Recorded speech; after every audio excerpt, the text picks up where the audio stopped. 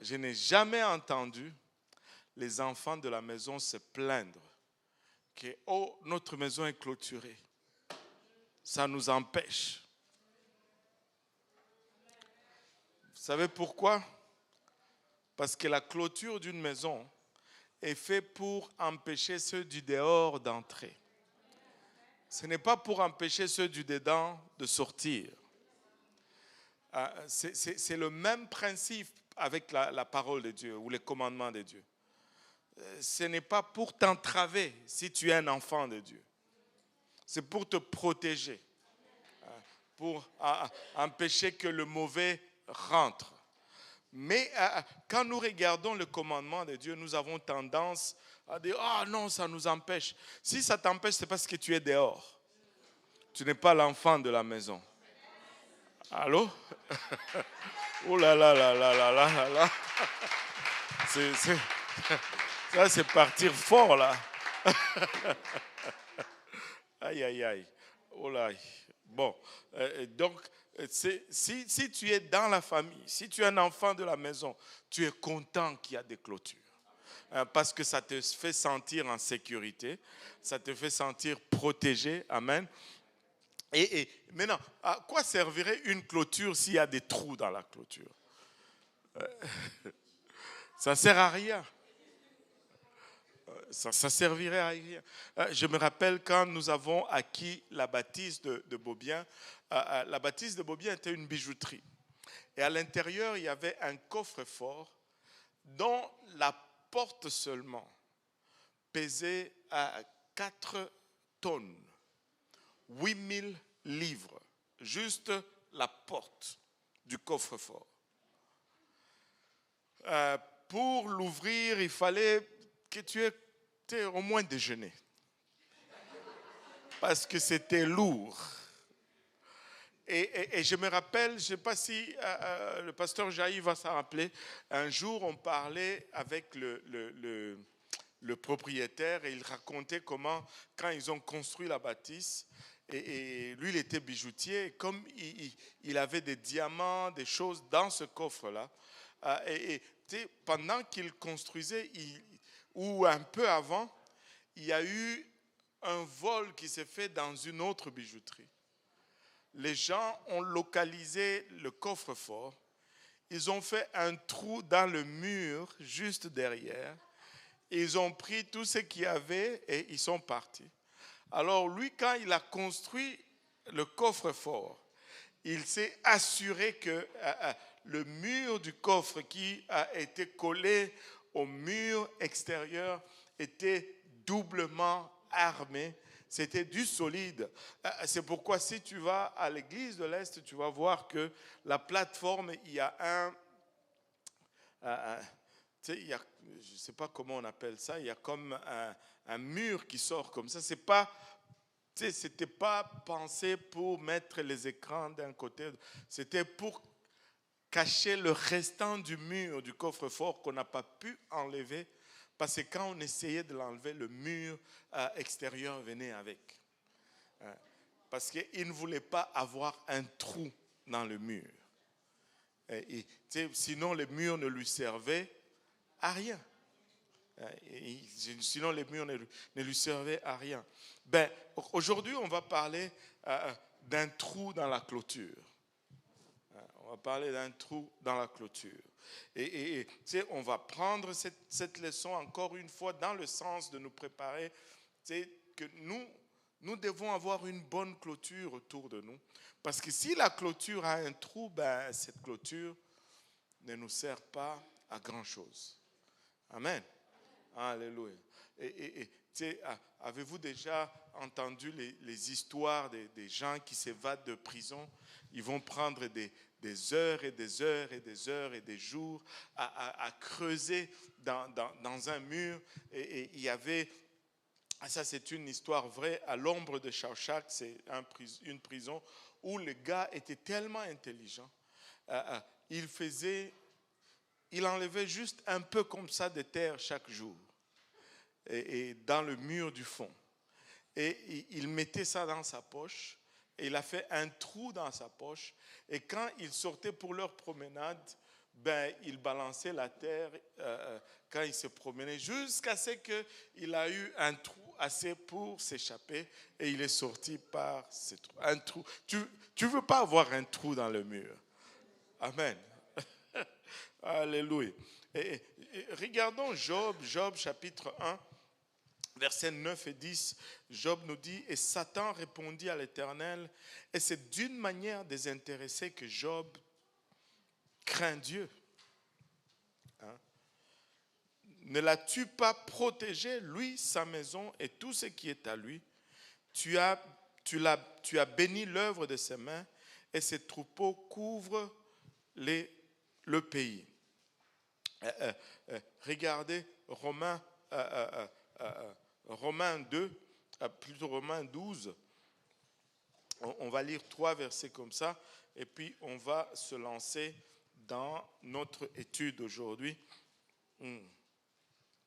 Romains 12, le 2e verset. Si le pasteur Jean-Yves peut nous le lire. Romains 12, verset 2. Romains 12, verset 2.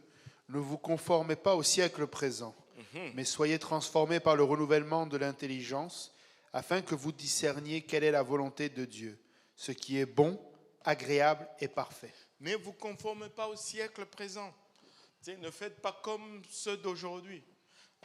Mais soyez transformés. Que tout le monde dise transformés. Et transformés comment? Par le renouvellement de l'intelligence, afin que vous discerniez quelle est la volonté de Dieu, ce qui est bon, agréable et parfait. Regardons un autre verset, un autre passage, Ephésiens 4, 22 à 24. Et puis, par la suite, on va sauter au verset 27. Ephésiens 4, 22. Eu égard à votre vie passée, du vieil homme qui se corrompt par les convoitises trompeuses, à être renouvelé dans l'esprit de votre intelligence et à revêtir l'homme nouveau, créé selon Dieu dans une justice et une sainteté que produit la vérité. Verset 27. Et ne donnez pas accès au diable. Et ne donnez pas accès au diable. Ne faites pas un trou dans votre clôture pour donner accès au diable. Amen. Alléluia. Et nous voulons tous avoir du succès spirituellement. Nous voulons tous réussir spirituellement. Amen. Et vous savez, la réussite spirituelle est la réussite la plus importante de votre vie, de votre existence. Si vous réussissez matériellement et que vous échouez spirituellement, ça va être dommage. Parce qu'à votre décès, vous allez faire face à une éternité pénible. Mais nous voulons tous réussir spirituellement. Et si nous voyons les 3 passages que nous avons lus ici, nous pouvons établir que vraiment la clé du succès spirituel, c'est un esprit renouvelé. Ce qui veut dire, c'est dévêtir du vieil homme, revêtir l'homme nouveau et refuser l'accès au diable. On renouvelle notre esprit, on enlève le vieux, on met le neuf et quand on marche maintenant, on ne donne pas accès au diable. Et si nous faisons cela, nous allons avoir du succès spirituel.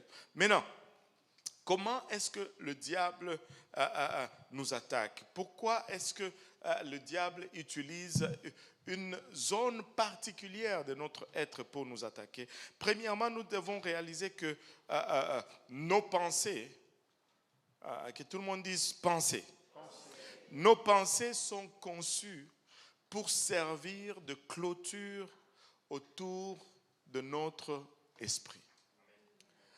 Nos pensées, c'est vraiment cette clôture de notre esprit. Si nos pensées sont bonnes, notre esprit va être aussi en santé. Mais si nos pensées sont pourries, ça va contaminer aussi notre esprit. Alléluia. Tu sais, retournons un peu dans le jardin d'Éden et voyons qu'est-ce qui est arrivé à Adam et Ève lorsqu'ils ont désobéi au commandement de Dieu. Dieu les avait avertis. Dieu les avait avertis que la désobéissance va résulter à la mort. Si nous regardons le livre de Genèse chapitre 2, mais Adam est tombé. Tu sais, il a commis le péché. On ne va blâmer personne. Il y en a qui disent c'est la femme, il y en a qui disent c'est l'homme. Bon, c'est les deux ensemble. Amen. Les deux ensemble.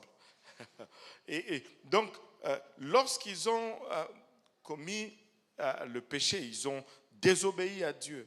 Le résultat, selon la parole de Dieu, c'était qu'ils allaient mourir. Mais Adam est-il tombé instantanément mort après avoir mangé le fruit? Non.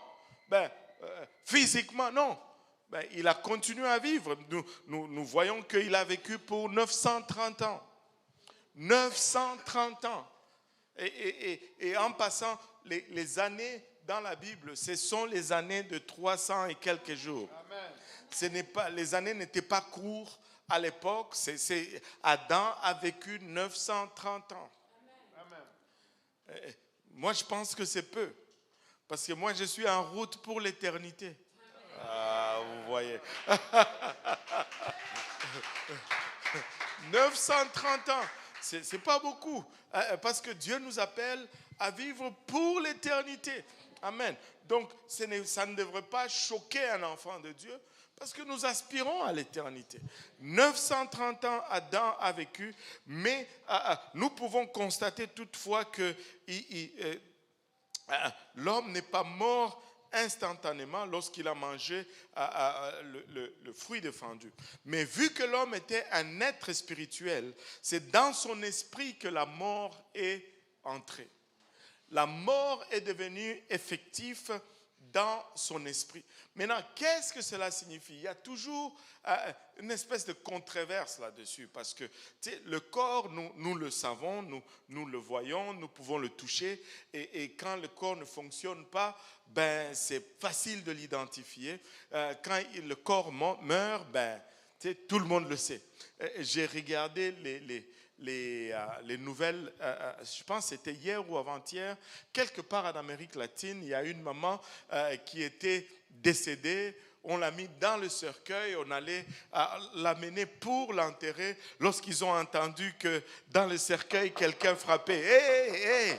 Et finalement, ils ont arrêté la procession. Imagine-toi un peu la panique des gens. Et on a ouvert pour se rendre compte que elle est revenue à la vie. Elle avait, je ne sais pas, un arrêt cardiaque ou quelque chose comme ça. Et quand le corps meurt, c'est facile de l'identifier. Mais nous sommes, quand la mort est entrée dans l'esprit d'Adam, cela ne veut pas dire que son esprit est mort et qu'il a cessé d'exister. Ce n'est pas un état de non-existence de l'esprit, mais plutôt un état de séparation d'avec Dieu. D'une aliénation avec Dieu. Un homme qui ne sert pas Dieu, on dit que son esprit est mort. Mais ce n'est pas un mort comme un mort d'un corps physique qui n'existe pas, mais que son esprit est séparé de Dieu. Il n'est plus en contact avec Dieu. Parce que la parole de Dieu nous parle de trois sortes de morts, de trois types de morts. Il y a d'abord la mort physique dont nous avons parlé. La mort physique, qu'est-ce qu'elle sépare? En quoi elle consiste? En fait, quand tu regardes la mort, ça signifie tout simplement séparation. La mort physique sépare l'esprit et l'âme de l'homme de son corps. Quand ton corps est séparé de ton esprit et de ton âme, physiquement tu es mort. Parce que le corps ne peut plus fonctionner sans l'âme. Et cette séparation, on l'appelle la mort. Mais il y a aussi la mort spirituelle. La mort spirituelle, c'est la séparation de l'esprit de l'homme d'avec Dieu. Quand on est séparé de Dieu, spirituellement, on est mort. Mais la Bible nous parle aussi de la seconde mort. Et la seconde mort est encore plus redoutable, est encore plus grave. Vous savez, et si vous regardez dans la parole de Dieu, les seconds sont toujours meilleurs que le premier, mais dans le sens où ils vont. C'est-à-dire que si c'est dans le sens de mauvais, c'est vraiment excellent, c'est mauvais de façon excellente. Mais si c'est positif, c'est excellemment positif. C'est pourquoi on parle de la première naissance, on parle de la seconde naissance, ou d'être né de nouveau. Mais quand on parle de la mort, il y a la mort physique qui sépare notre âme et notre esprit de notre corps, mais il y a la seconde mort. Il y a la seconde mort. Et ça, c'est une séparation éternelle avec Dieu. Il n'y a plus d'opportunité de se réconcilier avec Dieu. Il n'y a plus d'opportunité de rétablir. Et regardez, ça doit être une angoisse terrible que d'être à une place où tu n'as plus... Tu sais que les gens qui se suicident, c'est par manque d'espoir. Mais être séparé de façon éternelle avec Dieu, c'est comme un état de désespoir perpétuel.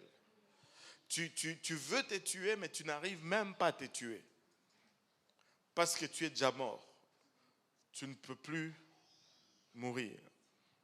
Et lorsqu'Adam a connu la mort dans son esprit, son âme et son corps sont devenus aussi assujettis à l'ennemi ou soumis à l'ennemi. En effet, la création supérieure de Dieu est devenue fils de Satan par cet acte de désobéissance et par la mort qui en a suivi. Jean chapitre 8, et le pasteur Jean-Yves va nous dire Jean chapitre 8, verset 44. Alléluia. Vous avez pour père le diable, et vous voulez accomplir les désirs de votre père. Il a été meurtrier dès le commencement, et il ne se tient pas dans la vérité, parce qu'il n'y a pas de vérité en lui. Lorsqu'il profère le mensonge, il parle de son propre fond, car il est menteur et le père du mensonge. Waouh! Il est menteur et le père du mensonge. Non seulement il est menteur, mais il génère le mensonge. Il est fécond, il se reproduit dans le mensonge.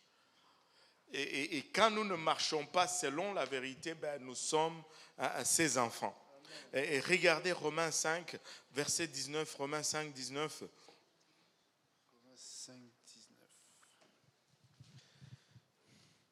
Car, comme par la désobéissance d'un seul homme, beaucoup ont été rendus pécheurs, de même, par l'obéissance d'un seul, beaucoup seront rendus justes. C'est car la désobéissance d'un seul homme, beaucoup ont été rendus pécheurs, et de même, par l'obéissance d'un seul, beaucoup seront rendus justes. Et regardez la différence de temps dans ce passage. Il dit, car comme par la désobéissance d'un seul homme, beaucoup ont été passés, rendus pécheurs. De même, par l'obéissance d'un seul homme, beaucoup seront, dans le futur, rendus justes. Donc, qu'est-ce que ça nous donne comme situation? Ça nous donne comme situation le fait que nous sommes tous, que tout le monde dise tous, nés avec cette condition qu'Adam a générée. La mort spirituelle a séparé l'homme d'avec Dieu par la suite du péché. Le péché a séparé l'homme de Dieu. Et tous ceux qui naissent de l'homme naissent dans cette condition. Un seul homme a péché et nous héritons tous de cette nature. Et tous nous naissons dans cette condition. L'homme a été créé par Dieu comme un être ayant trois composantes ou trois aspects. Et ça n'a rien à voir avec la Trinité. Amen. Et nous sommes faits d'esprit. L'esprit, c'est quoi? C'est l'homme intérieur, la partie qui connaît Dieu et qui existera éternellement, soit au ciel ou soit en enfer. Et c'est la composante vraiment qui est sauvée. l'âme, et je pense que c'est là où il y a toujours un peu beaucoup de... C'est difficile à cerner. Parce que quand on lit toute la parole de Dieu, des fois, il y a certains aspects de l'âme qui nous échappent. Et je vais m'expliquer. L'âme, si on devait donner une définition de l'âme, l'âme c'est la pensée, l'intellect, le raisonnement, les émotions, le tempérament, le sentiment, les attitudes, les humeurs. C'est ce qui génère tout cela. C'est le siège de la pensée. L'âme, c'est le siège de l'émotion. L'âme, c'est le siège de l'intellect, du raisonnement, ainsi que de la volonté. La volonté est générée dans l'âme. Les choix, les décisions et la détermination, tout cela provient de l'âme. Mais vous allez... être d'accord avec moi que quand nous sommes vivants, l'âme a plutôt cet aspect immatériel. L'âme est invisible. On n'arrive même pas à attribuer une âme à un être vivant, physiquement parlant, je veux dire. Mais quand on meurt, on dirait que l'âme devient plutôt matérielle et ça prend une forme et ça prend ta forme, en fait. Et tu sais, comment il s'appelle encore, le riche qui est dans un enfer, il crie au Père Abraham, Père Abraham, envoie Lazare. Les deux sont morts. Hein, et il dit, dis à Lazare de mettre son doigt dans l'eau et de mettre sur ma langue. Il est mort. Son corps est au cimetière de Capernaum, quelque part. Mais son âme dans le tourment, parce que la Bible utilise vraiment le terme âme, a une langue, son âme peut reconnaître les gens avec qui il était sur la terre. Laissez-moi vous dire, la mort, alléluia, ce n'est pas un état d'inconscience. Quand on meurt, on est bien conscient, on connaît tout. Je pense qu'on connaît même plus que lorsqu'on était vivant, parce que là, il n'y a plus d'argument si Dieu existe ou pas. Laissez-moi vous dire, tous ceux qui sont morts sont tous croyants. Ils sont tous croyants. Plus croyants que nous. Alléluia. La non-croyance, c'est bon pour les vivants seulement. C'est ça l'âme. Maintenant, le corps, c'est facile. C'est ça le corps. L'homme extérieur, l'enveloppe, le demeure visible dans lequel l'esprit et l'âme invisible de l'homme résident. C'est la composante qui opère nos 5 sens. Et c'est la composante qui témoigne extérieurement de notre salut intérieur. Et tu sais, quand tu es sauvé, quand ton esprit est sauvé, et le témoignage extérieur de ton salut intérieur, c'est ton corps. Tu sais, ton corps va commencer à se conduire comme un corps sauvé. Alléluia. Tu sais, un esprit sauvé, tu sais, la perdition, le péché, a comme racine la désobéissance à Dieu. Quand on est sauvé, la racine du salut, c'est l'obéissance à Dieu. Et quand on commence à obéir à Dieu, le premier témoignage, c'est le corps physique qu'on voit. Ça paraît dans ton parler, dans ton comportement. Tu marchais d'une façon, tu changes même ta façon de marcher. Tu changes même ta façon de marcher. Et ta façon de t'habiller, toutes ces choses changent parce que tu es sauvé. Et c'est ça le corps. Maintenant, quand quelqu'un naît, il hérite de cette nature déchue dont nous avons parlé, de la part de son père, et de la part de son père, de la part de son père, de la part d'Adam. Hein? Maintenant, dans une personne qui est morte spirituellement, l'esprit est séparé d'avec Dieu à cause du péché. À moins qu'il ne fasse le choix de changer. s'il ne prend pas la décision de changer, ceci est une condition éternelle. C'est-à-dire, si tu es né pécheur, si tu ne le fais pas par exprès de changer, ben, la condition ne va pas changer tout seul. En d'autres termes, ça ne va pas s'améliorer tout seul. Et tu sais, à moins que tu ne fasses la décision de changer, ça va être une condition éternelle.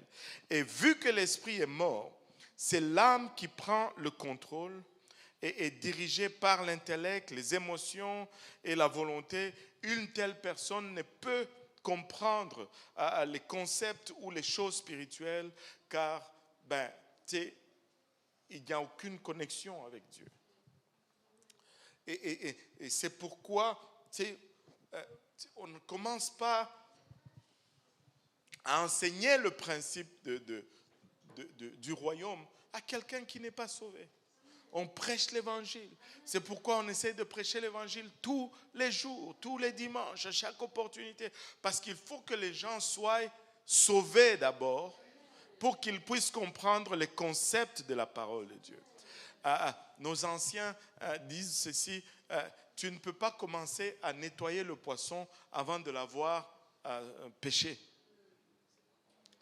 Tu te rends compte un peu, tu es sous l'eau, essayant de l'attraper, de le nettoyer. Bonne chance. Amen. Donc, c'est ça. Donc, dans une telle personne, le corps est réduit à un outil pour accomplir les passions, et cet homme est mort, en fait.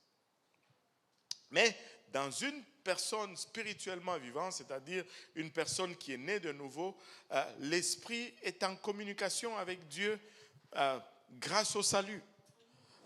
On a rétabli la connexion qui était rompue dans le jardin d'Éden. Et à moins qu'il ne fasse aussi la décision de changer, alléluia, c'est aussi une condition éternelle. Allô? Alléluia. Et comme l'esprit est en vie, l'âme n'est pas en contrôle. Et tu sais, l'esprit n'était pas connecté avec Dieu. Il était mort, pour ne pas dire inactif, et tout se faisait dans l'âme. Toutes les décisions, c'était l'intellectuel. Et donc, il n'y avait pas d'opposition dans la personne.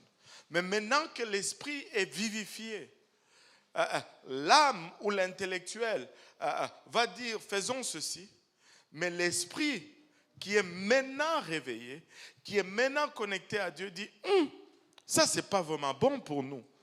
Et là il y a maintenant une guerre qui commence dans cette personne. C'est pourquoi quand tu viens à Dieu, le départ c'est toujours un peu il y a des tensions dans ta vie. Il y a ton ancien toi qui tire d'un côté, mais ton nouveau toi tire de l'autre côté, et c'est une guerre qui se passe en toi. Et je me rappelle encore d'une de ces histoires. Quelqu'un est allé en Alaska, il a prêché l'évangile aux Premières Nations, et il y a un monsieur âgé qui a cru dans le Seigneur Jésus et qui a commencé à vivre pour Dieu. Et là, le missionnaire, en Alaska, tu y vas en avion, tu sors en avion. Et il revient après 2 mois, il trouve le monsieur, il dit « Comment ça va? Qu'en est-il de cette vie chrétienne ?» Et ce vieux monsieur qui essaye d'expliquer un peu ce qu'il vit, il dit « Je ne sais pas comment te l'expliquer, mais il explique selon ses termes. Il dit « C'est comme s'il y a un bon chien et un mauvais chien qui se battent en moi. » Et le combat est vraiment intense. Et là, le missionnaire qui était intrigué lui dit, mais c'est quel chien qui est en train de gagner?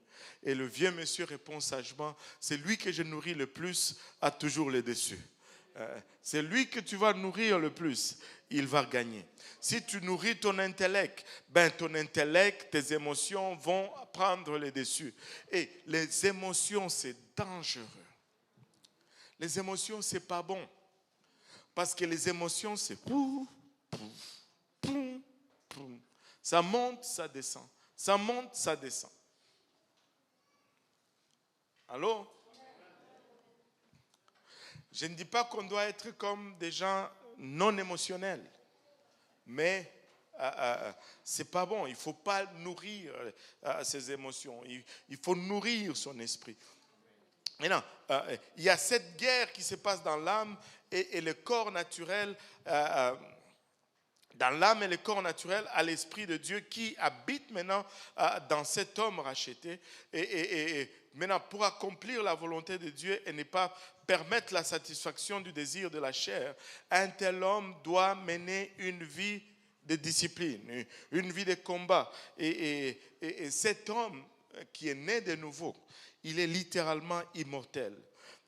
Ce qui veut dire la mort n'a pas d'effet sur lui. La mort n'a pas d'effet sur lui. Et ce combat qui fait rage dans cet homme nouveau, dans cet homme né de nouveau, mais ce combat prend place dans le terrain de la pensée. Et la pensée, c'est cette zone de guerre. La pensée, c'est vraiment cette zone de combat où cette guerre se passe. Maintenant, fondamentalement, tout ce qui séduit, tout ce qui attire, tout ce qui motive, tout ce qui va nous convaincre, tout ce qui va nous conduire, nous persuader est généré au niveau intellectuel ou émotionnel de la pensée, c'est-à-dire dans l'âme. Mais la décision d'agir est conséquemment prise dans la pensée par la volonté. Et c'est pourquoi le diable attaque justement cette zone-là. C'est pourquoi ça devient notre zone de bataille. Tu sais, tu vas réfléchir avant d'être convaincu. Tu vas penser avant de prendre une décision. Certains pensent plus longtemps que d'autres, mais on pense quand même. Et alors on dit, tu prends des décisions sans réfléchir. C'est parce que la réflexion est plutôt courte. et la volonté, que tout le monde dise la volonté. La volonté humaine est l'élément le plus merveilleux de l'âme. Parce que la volonté va déterminer ta destinée.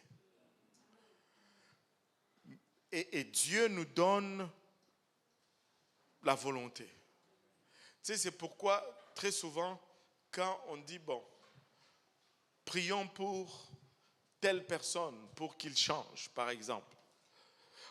Personnellement, je trouve que ce sont là les prières les plus difficiles. Tu sais, c'est plus facile de prier pour que Dieu me guérisse.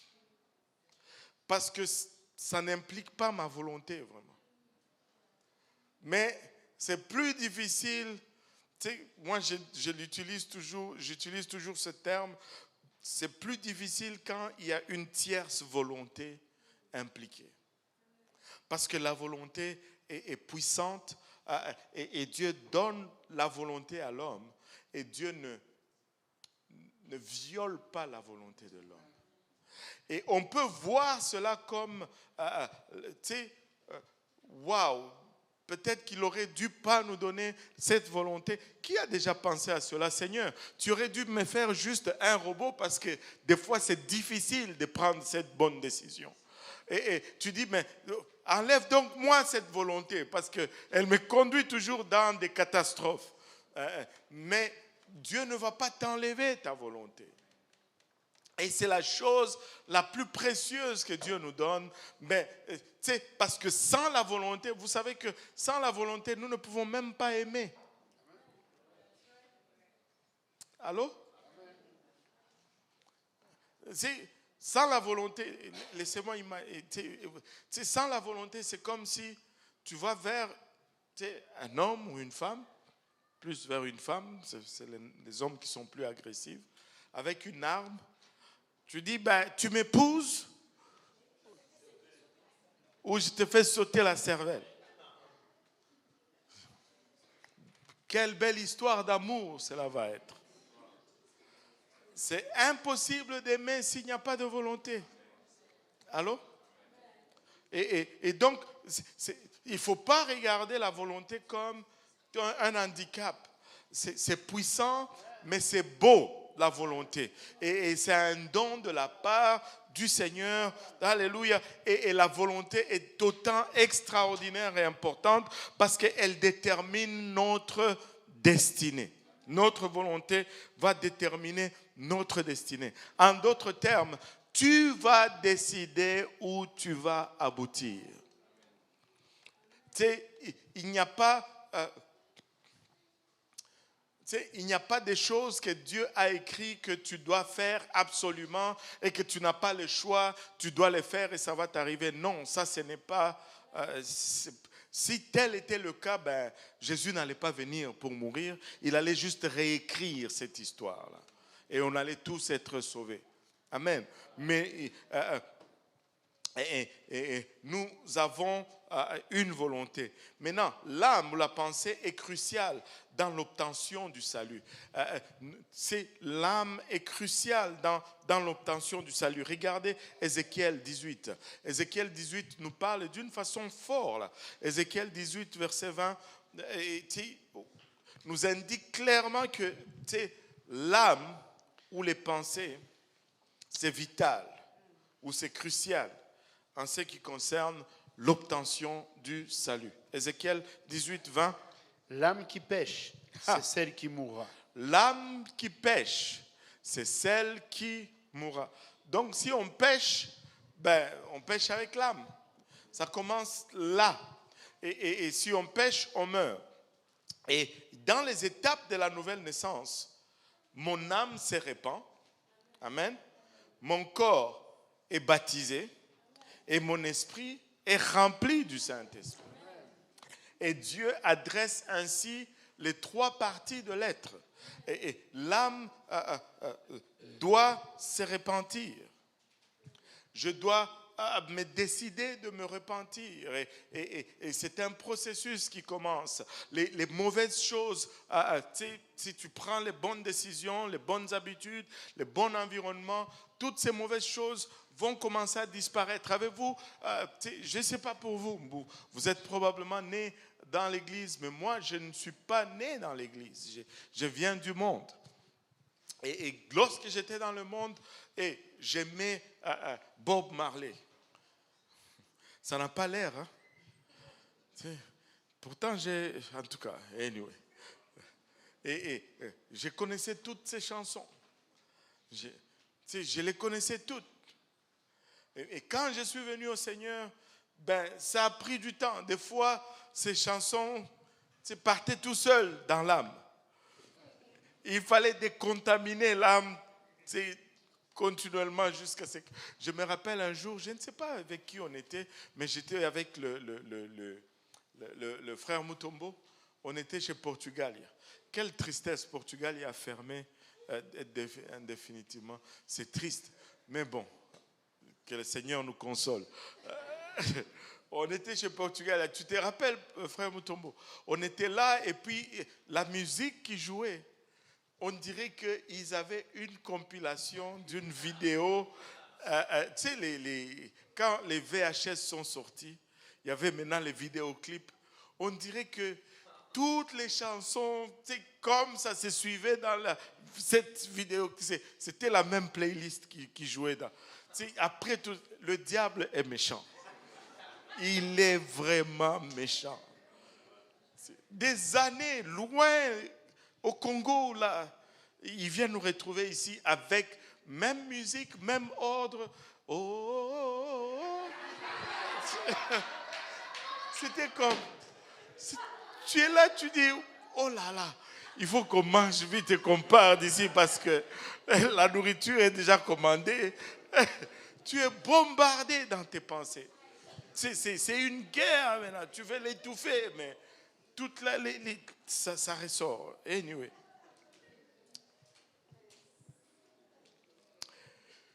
En tant que chrétien, je n'ai plus à être manipulé par les forces maléfiques dans le monde.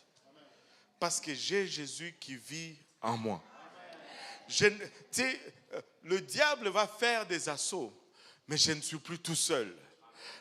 Il y a une place où je peux courir. J'ai un recours vers lequel je peux me tourner. Jésus vit en moi. Alléluia. Et mon corps doit se soumettre maintenant aux directives de mon esprit. Et mon esprit est régénéré par l'entremise d'un intermédiaire. Mon âme. C'est pourquoi l'âme doit être enseignée. C'est pourquoi l'âme ne peut pas être changée comme ça.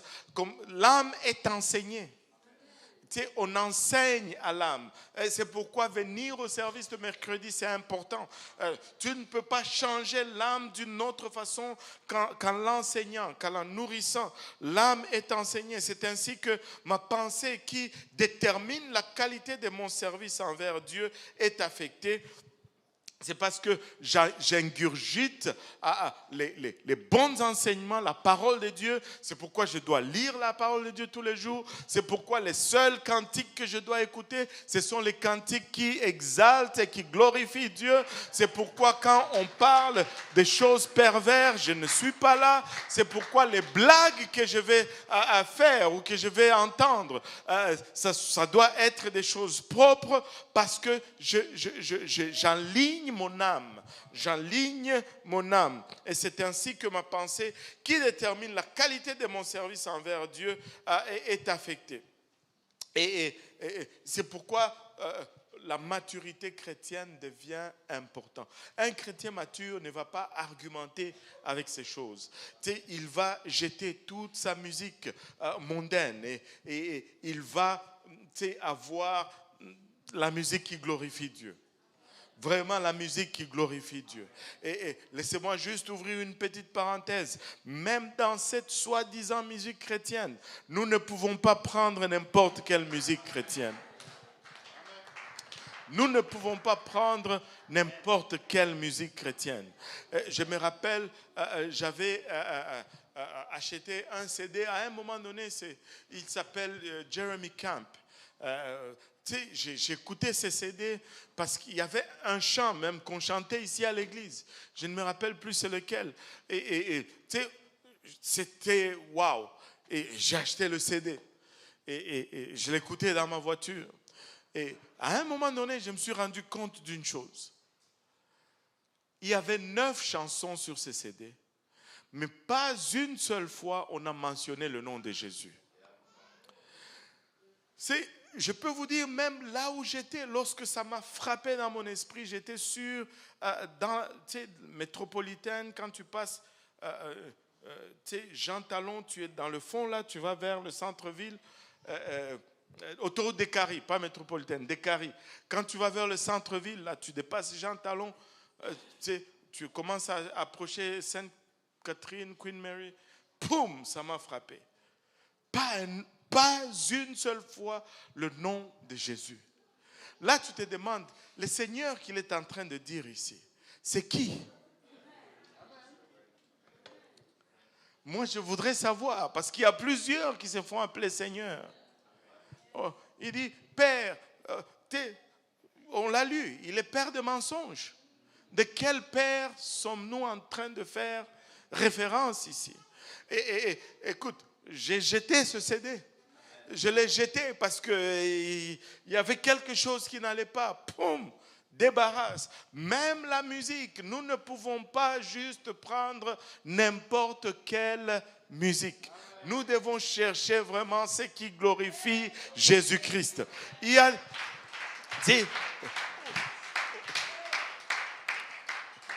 de ces musiques, quand tu les écoutes, oh, tu es bien. Mais quand tu vois ceux qui chantent cela, tu jettes cette musique. Tu n'arrives plus à l'écouter parce que tu te dis, attends, qu'est-ce qu'il y a ici? Des fois, tu ne veux même pas savoir qui chante parce que ça va gâter l'affaire. Aide-nous, Seigneur. Aide-nous. Aide-nous, Seigneur. Oh, Seigneur, aide-nous. Il y a des homosexuels qui chantent la musique chrétienne. Attends. Oui, des homosexuels qui chantent la musique chrétienne. Je ne sais pas, c'est juste moi. Peut-être je suis à côté, mais pardonnez-moi si je suis à côté. Mais MC Hammer,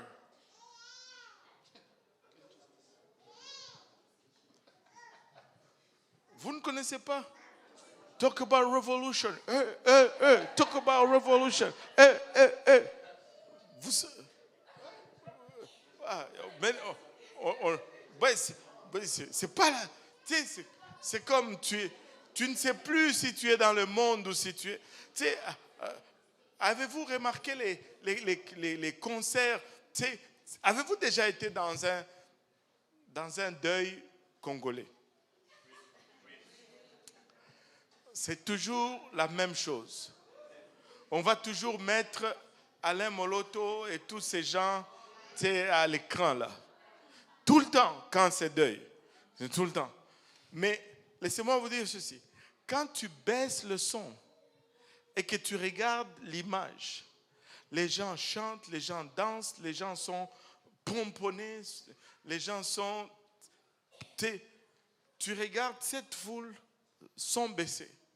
Et là, après, on met Koffi Olomide ou les autres d'aujourd'hui, là, Wenge Music. On baisse le son.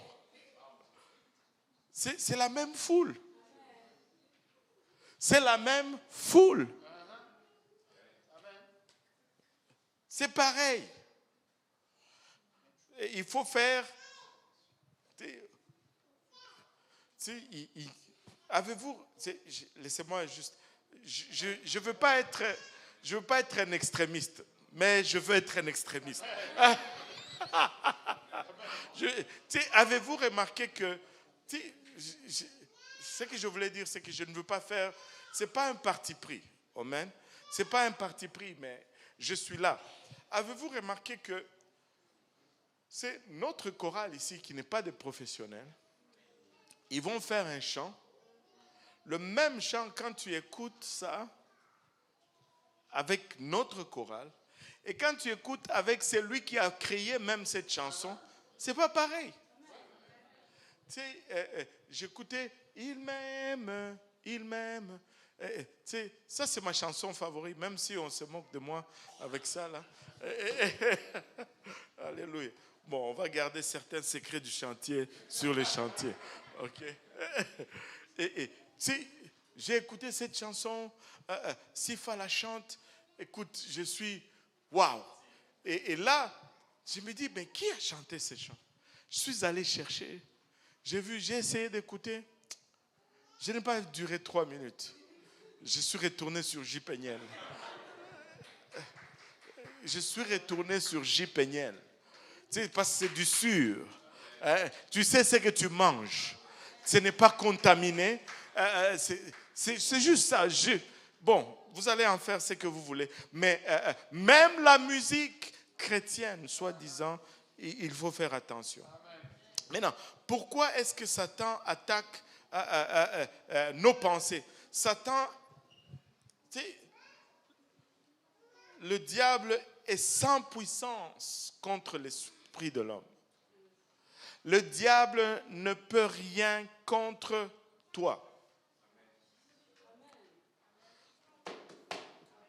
Les enfants de Dieu réalisaient cela. Le diable n'a pas de pouvoir sur toi. Dis, le Seigneur me l'a fait voir. Vous savez pourquoi je peux dire avec assurance qu'il n'a pas de pouvoir? Parce qu'il nous tente. S'il pouvait nous faire, il n'allait pas nous tenter. Il nous tente parce que c'est la seule façon qu'il a de convaincre notre volonté ou de forcer notre volonté. Le diable ne va jamais prendre la cigarette et la mettre dans tes lèvres et puis étirer tes poumons pour que tu avales. Non, il ne peut pas faire cela. Mais il va te tenter.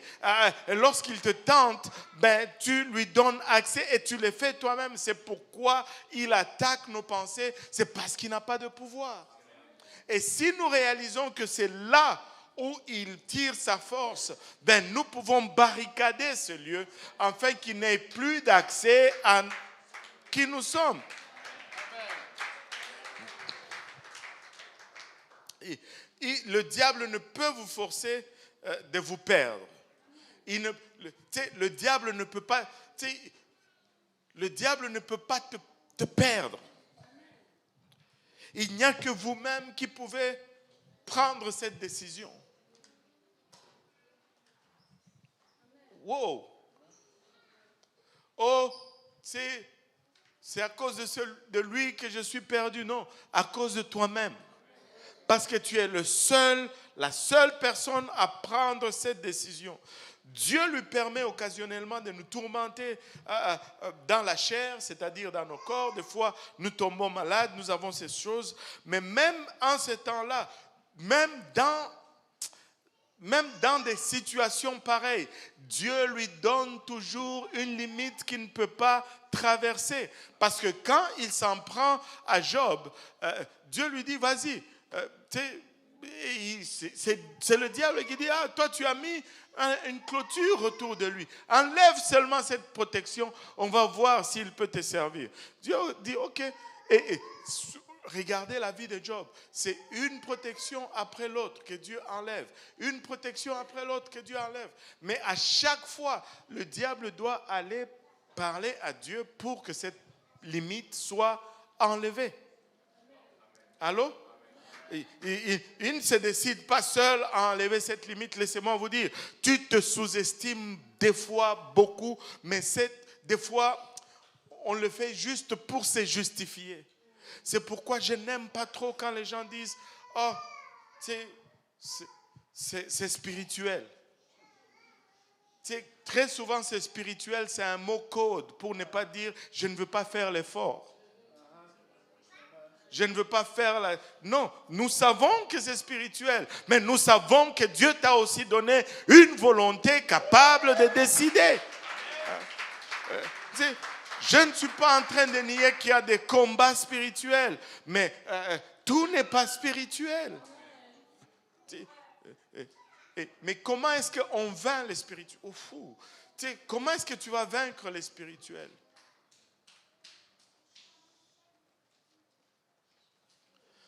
La victoire sur le spirituel commence par une décision de la chair. Tu te décides à te mettre à genoux et à prier. Ce n'est pas un truc spirituel, puis ça se fait. Non. Tu dis, je vais prier, je vais aller à l'église, je vais lire la parole de Dieu, et je vais écouter les adorations. Dieu a mis une clôture autour de nous. Le diable ne va pas aller au-delà des limites que Dieu a mis. Je me rappelle d'une histoire que j'ai entendue, le frère Stone King, il prêchait. Il a raconté cette histoire alors qu'on était à Winterfire. Et il dit qu'il était en train de prêcher. Et à la fin du service, il y a un prédicateur qui est venu le voir. Il lui dit, frère Stone King, Dieu m'a ouvert les yeux et j'ai vu quelque chose qui s'est passé dans l'esprit. Il dit que pendant que tu prêchais, parce que le frère Stone King, des fois, il va se promener sur la plateforme, il va marcher à gauche et à droite. Il dit, quand tu allais de ce côté-ci, bon, ne fouillez pas ce côté maintenant, quand tu allais de ce côté-ci, il y avait comme une main qui sortait du mur avec des longues griffes, une grosse main qui sortait pour essayer de t'atteindre. Mais lorsqu'il était comme proche de t'atteindre, il y avait une chaîne qui le tirait en arrière et puis il reculait et le monsieur était... Le diable a des limites que Dieu a fixées. Dieu va lui permettre de temps en temps, mais regarde, tu peux marcher avec assurance. Tu peux servir Dieu avec assurance. Regardez, Jean 10, 28. Jean 10, 28 nous dit ceci. Jean 10, 28. Je leur donne la vie éternelle et elles ne périront jamais. et personne ne les ravira de ma main. Personne ne le ravira de ma main.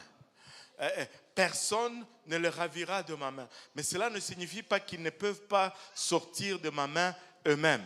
Mais personne de l'extérieur peut venir et les arracher de la main. Ça, ce sont les paroles et les promesses du Seigneur Jésus-Christ. C'est du cash. Tu peux aller à la banque avec cela. Regardez 1 Jean 4, 1 Jean 4, 4. Vous, petits enfants, vous êtes de Dieu, et vous les avez vaincus, parce que celui qui est en vous est plus grand que celui qui est dans le monde. Waouh! Vous, petits enfants, même pas les adultes, vous, petits enfants, alléluia, vous êtes de Dieu. Et vous les avez vaincus parce que celui qui est en vous est plus grand que celui qui est dans le monde. Alléluia. Nous gagnons parce que nous avons Christ en nous, l'espérance de la gloire. Nous ne gagnons pas parce qu'il dit petits enfants. Donc, il n'y a pas de force en nous, mais notre force demeure dans le fait que Christ est en nous. Et si nous avons Christ en nous, alléluia, nous avons le plus fort. Il est plus grand que celui qui est dans le monde. Et nous avons cette promesse de sa part qu'il ne peut pas nous attaquer, que l'ennemi ne peut pas nous attaquer au-delà des limites que Dieu a placées. Mais les seuls lieux où Satan a la permission d'accéder régulièrement, que tout le monde dise régulièrement, d'accéder régulièrement est le terrain de la bataille de la pensée. Et tu sais, il va entrer souvent dans notre pensée. C'est là, dans l'âme. Et c'est là que la bataille de l'esprit est gagnée ou perdue. Si on le perd là, on est foutu. Si on le gagne là, on est OK. Alléluia. Et nous devons être prêts à engager cette bataille. Regardez 1 Pierre 2, 21. 1 Pierre 2, 21. Et c'est à cela que vous avez été appelés, parce que Christ aussi a souffert pour vous, vous laissant un exemple afin que vous suiviez ses traces. Waouh!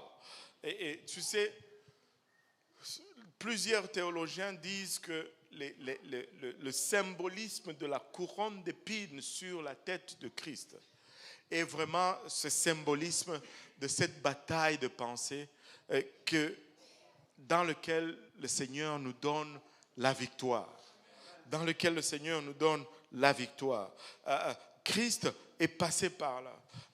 Vous rappelez-vous de Gethsémani? Il était dans le jardin et il priait et il y avait une lutte féroce en lui, voyant l'atrocité des souffrances qu'il attendait. Il agonisait littéralement. Mais au milieu de cette bataille, il a vaincu en disant « Alléluia, Seigneur, si tu peux, éloigne-moi de cette coupe, mais toutefois, pas ma volonté, que ta volonté soit faite. » Ce n'était pas facile, c'était intense, c'était douloureux, au point où il transpirait littéralement du sang. Mais c'est là où il a gagné cette bataille. Et si nous engageons également, nous allons avoir la victoire dans cette bataille. Satan est en guerre continue contre la pensée de l'homme. Il voudrait rendre votre pensée dysfonctionnelle. Il voudrait rendre votre pensée, plutôt vos pensées dysfonctionnelles. Il voudrait que vos émotions soient découragées. Et il voudrait que votre volonté soit vers la désobéissance.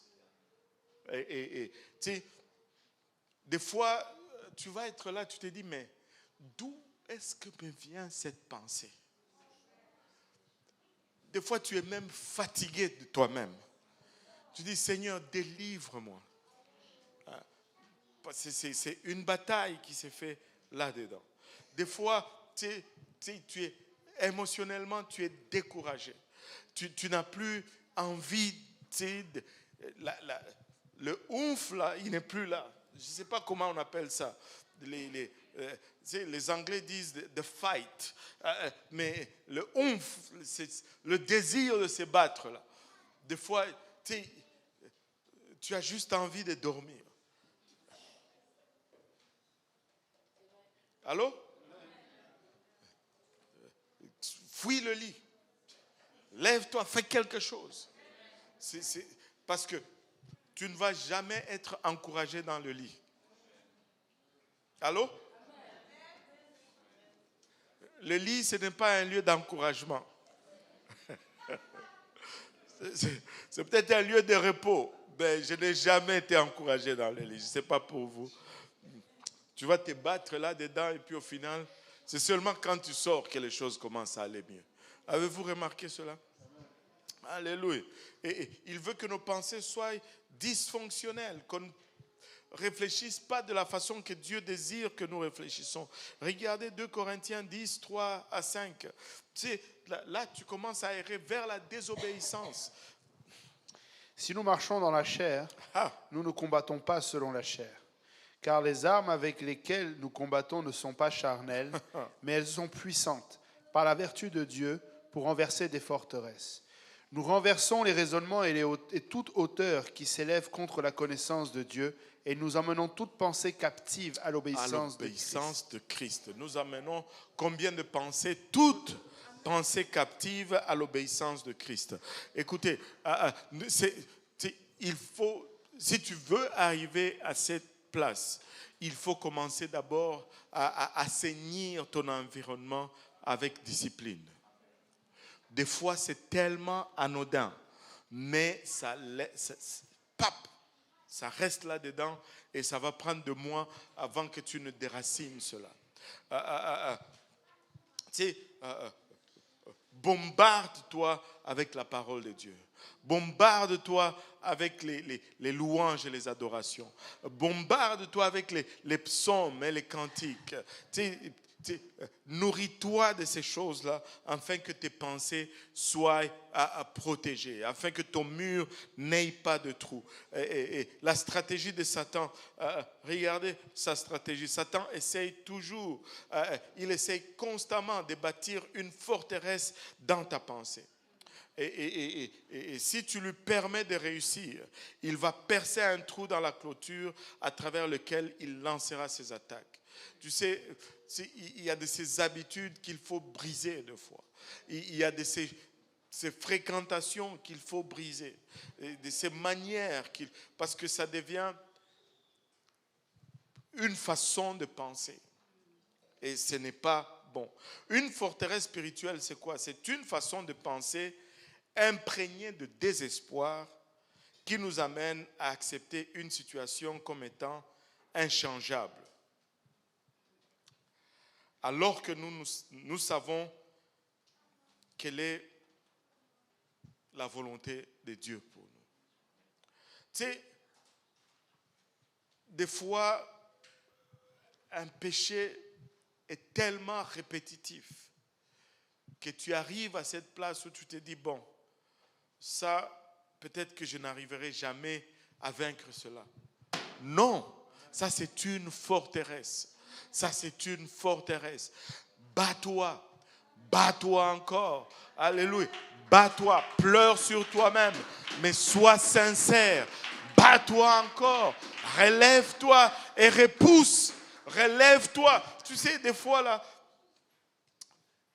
des fois, il faut se fâcher. Pas se fâcher contre le monde. Fâche-toi contre toi-même, des fois.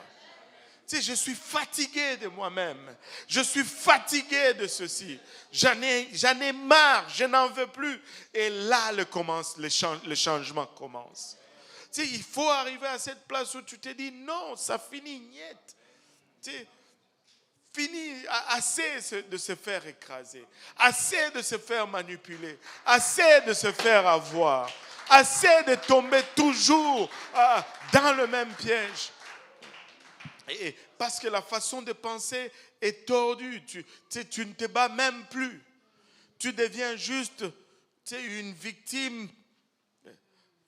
Et là, tu te consoles avec... Non. Refuse. Vous savez, c'est pourquoi nous devons renouveler notre intelligence. Alléluia. Les forteresses...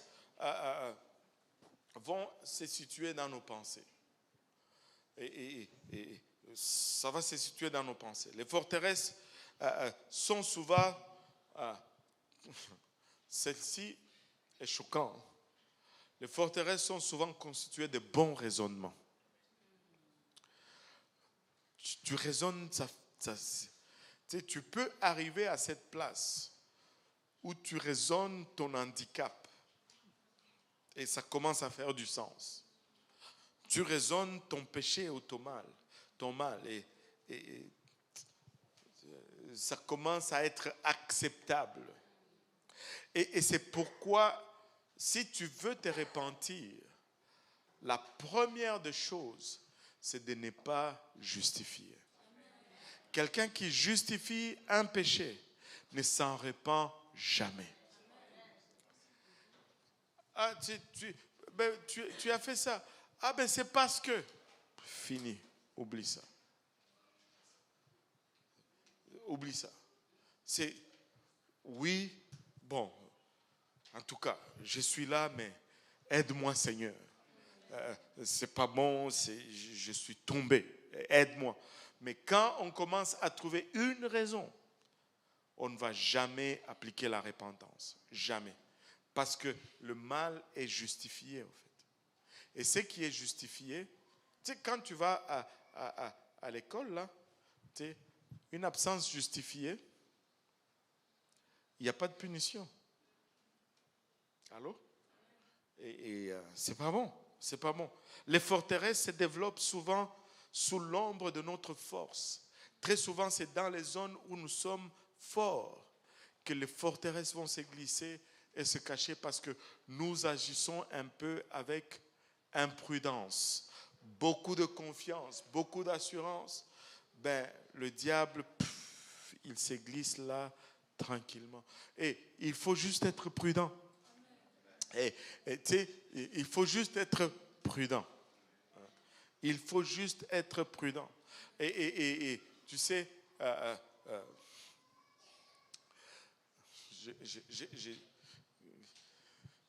je dis souvent, j'ai une fiche parfaite.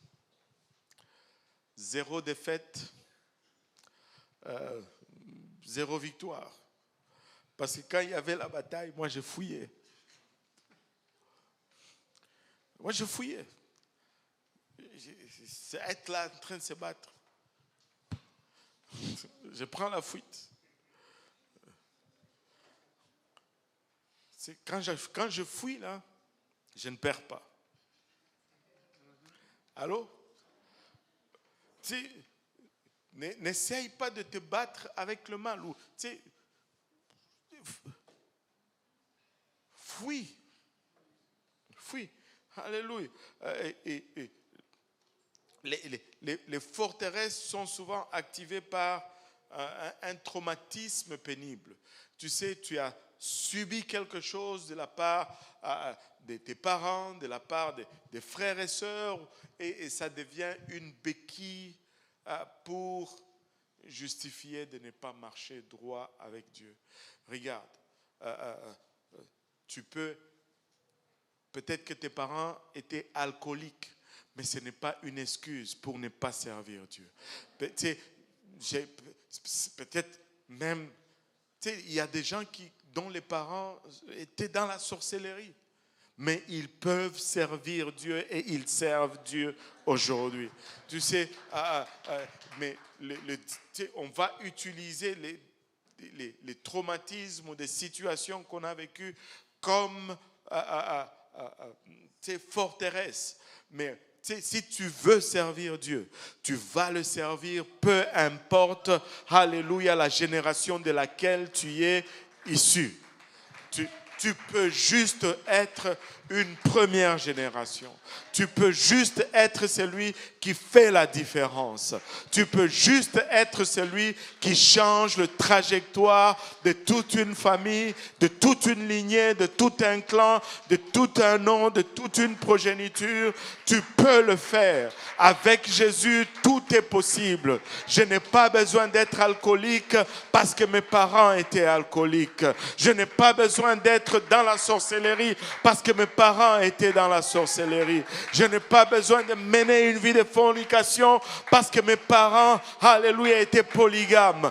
Tu peux commencer, alléluia, avec Jésus-Christ, parce que voici, alléluia, toutes les choses anciennes sont passées et voici toutes choses sont devenues nouvelles.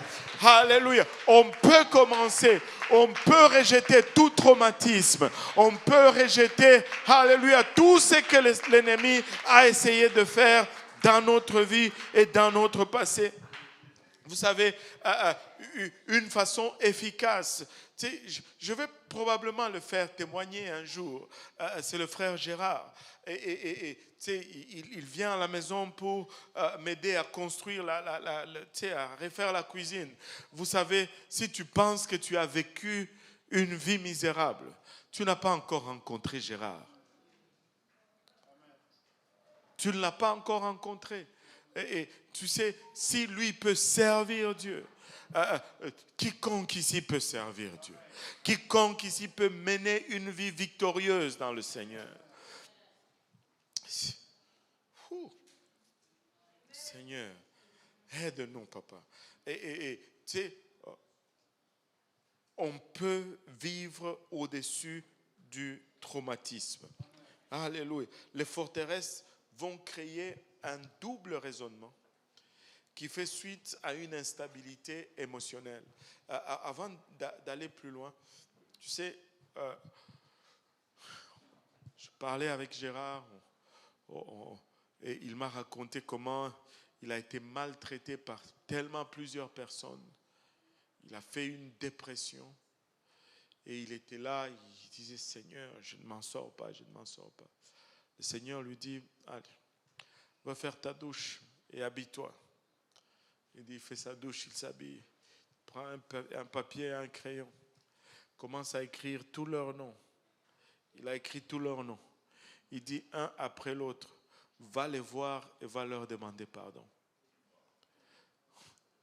C'est lui qui était offensé. Hein? Et il a dit un à un. Il est allé, je te demande pardon. Et les gens voulaient fuir quand il demandait pardon. Mais un à un, je te demande pardon. Et il voulait creuser et s'enfoncer là parce qu'il demandait pardon. Et poup, la dépression est partie comme ça. Regarde. Des fois, nous nous lions nous-mêmes avec des choses. Le pardon est puissant. Ça, c'est un constat. Et moi, c'est juste un constat. J'observe beaucoup. Tu sais, particulièrement quand il est question de nos parents. Si nous ne leur pardonnons pas, nous agissons comme eux.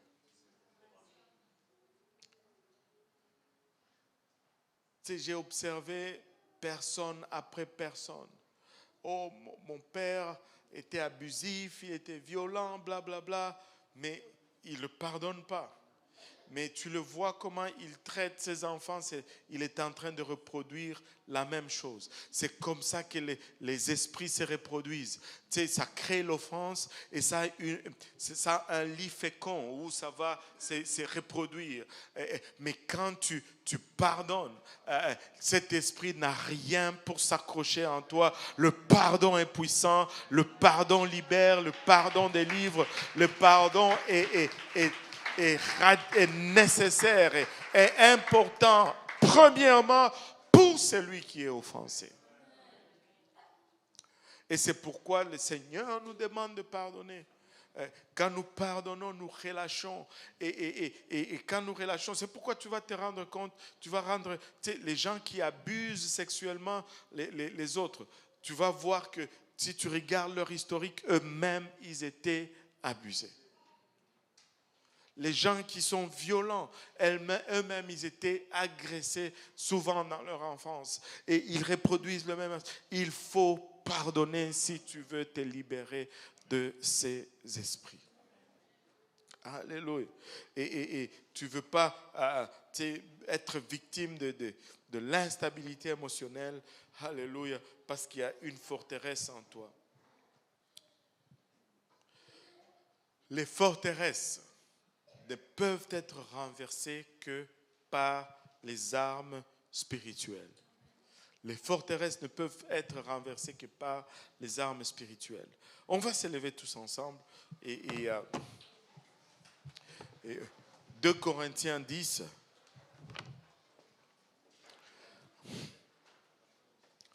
2 Corinthiens 10, 3 à 5, encore une fois.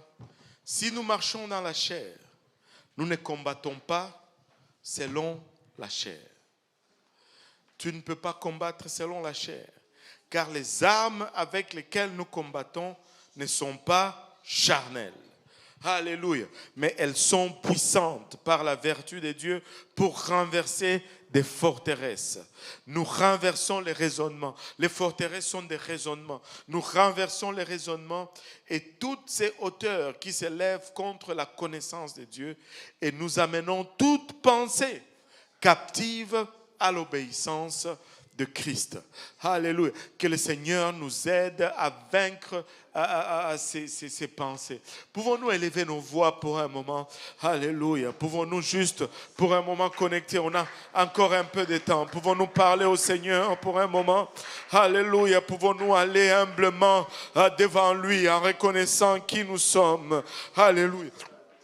Où nous avons des problèmes, des faiblesses, Seigneur.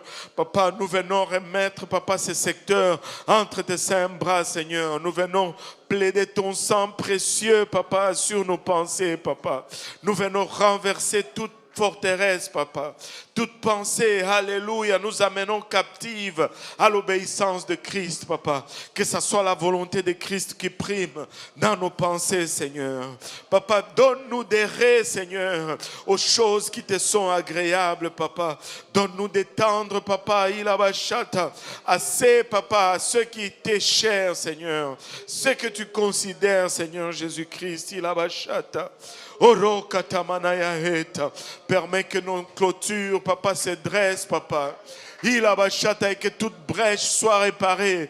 S'il y a eu brèche, Papa, dans nos pensées, Seigneur, alléluia. Restaure nos pensées, Seigneur Jésus-Christ, Papa. Il a bachata que toute brèche, Papa, soit fermée à nouveau, Seigneur. Nous n'allons pas, Papa, nous plaindre, Papa, de cette clôture, Seigneur. Car nous réalisons, Papa, qu'elle est là pour notre protection, Seigneur. Elle est là, Papa, pour notre sûreté, elle est là, Papa, pour notre bien, Père. Alléluia, c'est cette clôture, Papa, qui garde l'ennemi loin de nous, Seigneur Jésus. Alléluia, Iramayaota. Donne-nous d'aimer tes commandements, Papa. Donne-nous, Papa, Ilabashata. Alléluia, de les chérir. Donne-nous, Papa, Ilabashata. Koromayaita, d'incliner nos cœurs, Père, vers ces commandements, Seigneur. Oromaya kitaraya otaraba oloboyosanda. Karamaya etaraba oloboyosanda. Nous renversons les raisonnements, Papa. Nous renversons les auteurs, Seigneur, qui s'élèvent contre la connaissance de qui tu es, Seigneur. Papa, nous venons amener toute pensée captive à ton obéissance, Père. Alléluia. Tu es maître de temps et de circonstances, Papa. Que tu sois élevé, Papa, dans notre quotidien. Que tu sois élevé dans nos pensées, Papa. Que tu règnes, Papa, ilabashata, dans notre être intérieur, Papa. Que ta lumière éclaire, Papa, toute zone obscure, Papa, ilabashata, de notre esprit, Seigneur. Papa, viens régner au milieu de nous, Seigneur. Viens régner au-dedans de moi, Seigneur Jésus. Papa, viens établir ton trône, Papa. Ilabashata. Oh, Seigneur, donne-moi, Papa, de m'incliner à ce qui t'est agréable. Donne-moi, Seigneur Jésus-Christ, ilabashata, de m'incliner, Seigneur, alléluia, à ce qui t'est agréable, Seigneur, alléluia. Papa, change mon cœur, Papa, que je fasse, Papa, ilabashata, de ta parole, de tes préceptes, mes délices, Seigneur Jésus. Ilamaya kotara, iramaya otara keterea eta. Koromaya itaraba oloboyo santa. Haramaya ketaraya itaraba oloboyo santa. Alléluia, inonde mon cœur, Seigneur. Papa, d'un esprit d'obéissance, Papa. D'un esprit de soumission, Seigneur. Alléluia, d'un esprit d'humilité, Seigneur. Oromaya etaraba oloboyosanda. Kitaramaya otara kelea eta. Au nom de Jésus, au nom de Jésus. Au nom de Jésus, alléluia. Alléluia, Jésus. Alléluia, Seigneur. Alléluia, Jésus. Orokatamana itaraba oloboyosanda. Hikatamana utaraba oloboyosandara kelea eta. Karimandara yaita. Alléluia. Nous disons tous au nom de Jésus. Alléluia. Battons nos mains pour le Seigneur juste encore une fois.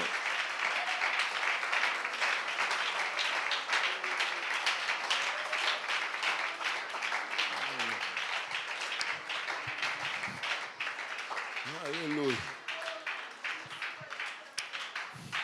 Alléluia. Donc, serrez la main de votre voisin. Alléluia.